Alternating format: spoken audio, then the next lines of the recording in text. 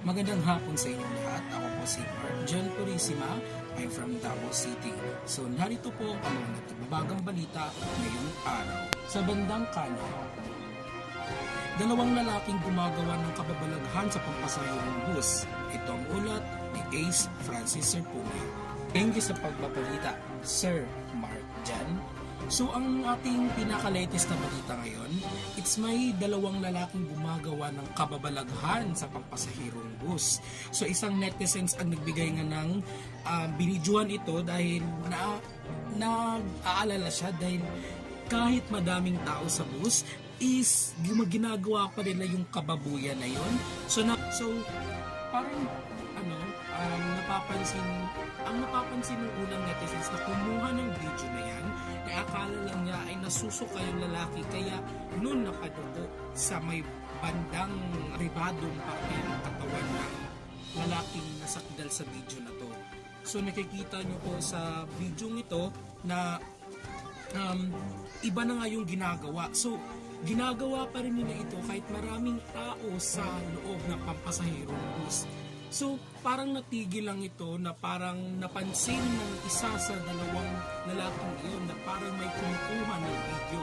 So, kinuha nga ng video ng netizens na to dahil gusto niyang ipakita sa lahat at gusto niyang aware ang lahat na bawal yung ginagawa nilang ganun, ginagawang kababuyan na yun dahil masama yun kapag may makakitang ibang tao dun. Baka iba pa yung mangyari sa kanila kapag pinagpatuloy pa nila yung ganoong gawain. So, ito nga, pinapayuhan ng lahat ng mga nanonood ngayon na sana gawag nila yung gawin yung mga ganoong pangyari dahil hindi po yun nakakabuti. So, magbigay na lang po tayo ng respeto dahil hindi lahat ng tao is nagugustuhan yung ginagawa nila.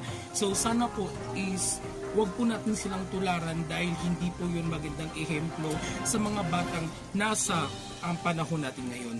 So yan po ang ulat dito sa Davao City. Balik po sa iyo, Sir Mark John. Maraming salamat sa pagbabalita, Ace Francis Serpunia mula sa Davao City. So, paalala po sa mga taong nanonood ngayon, wag na wag po ninyong gagawin ng ganitong eksena dahil hindi po ito nakakabuti sa ating bayan. Huwag po kayo gumawa ng kababuyan o kababalaghan sa isang pampasahirong bus dahil tulad nga ng sabi ni Ace Francis na hindi po ito nakakabuti sa mga tao. Hindi lahat ng tao is nagugustuhan yung ginagawa ninyong kababalagan noon. Kung may nakikita man kayong ganun, pwedeng pagsabihan nyo na lang kaysa mapahiya pa sila sa ibang taong nandun sa pampasahirong jeep. So, yan lang po ang ulat natin sa araw na ito. This is Mark John Serpunia from Davao City at ito ang JMP News Report.